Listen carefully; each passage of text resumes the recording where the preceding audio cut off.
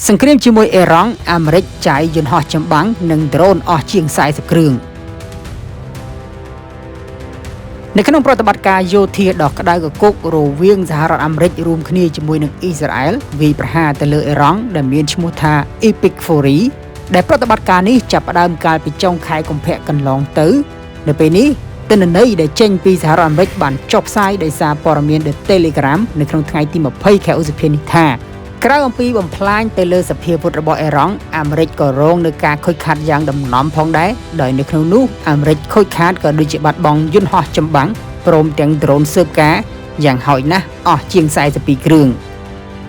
ទិន្នន័យនៃការបាត់បង់ជាង42គ្រឿងនេះនៅមិនទាន់ជាទិន្នន័យចុងក្រោយនៅឡើយទេដោយសារតែក្រុមការងាររបស់សហរដ្ឋអាមេរិកកំពុងតែបន្តស្រាវជ្រាវបន្ថែមទៀតហើយចំនួនអាចនឹងមានការប្រែប្រួលទៅតាមការស្រាវជ្រាវជាក់ស្ដែងរបស់ក្រុមការងារសហរដ្ឋអាមេរិកហើយមួយវិញទៀតនោះដោយសារតែសកម្មភាពប្រយុទ្ធគ្នានៅមិនទាន់ប្រកាសថាចប់ 100%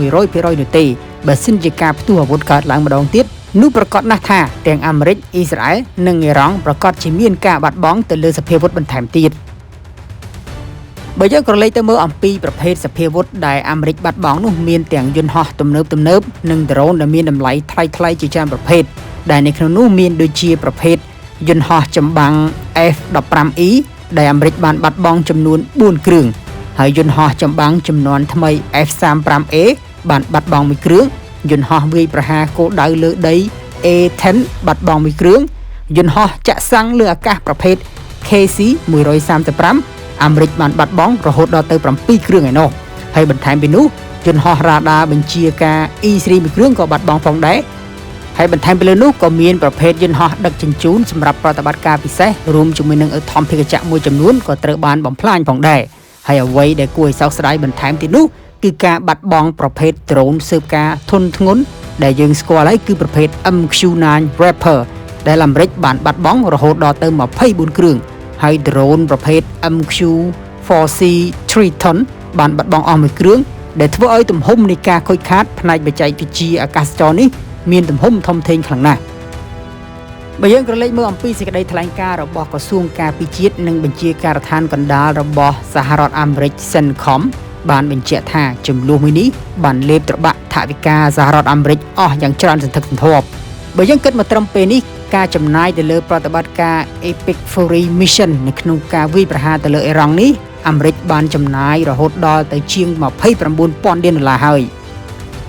នេះបើយោងទៅតាមការបញ្ជាក់នៅក្នុងសវនាការរបស់គណៈកម្មាធិការសភាសហរដ្ឋអាមេរិកកាលពីពេលថ្មីកន្លងទៅនេះដែលប្រធានផ្នែកហិរញ្ញវត្ថុស្ដីទីនៃមន្ទីរបញ្ចកោណគឺលោក Julius W. Hertz III បានបញ្ជាក់យ៉ាងដូចនេះ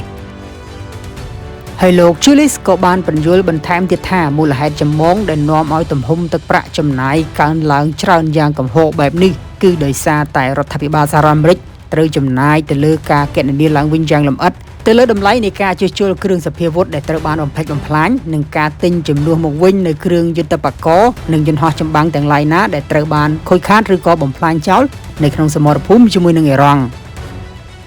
គូជំរាបផងដែរថាសង្គ្រាមរវាងអាមេរិកជាមួយនឹងអ៊ីរ៉ង់ប៊ីសតែនឹងផ្ទុះឡើងវិញទៀតបាត់ទៅហើយលោកត្រាំបានបញ្ជាក់ថាខ្វះតែ1ម៉ោងទេក៏មិនអាមេរិកនឹងវាយទៅលើអ៊ីរ៉ង់ទៀតហើយតែសំណាងបានប្រទេសដែលជាសម្ព័ន្ធមិត្តស្នើសុំឲ្យពន្យាពេលសិន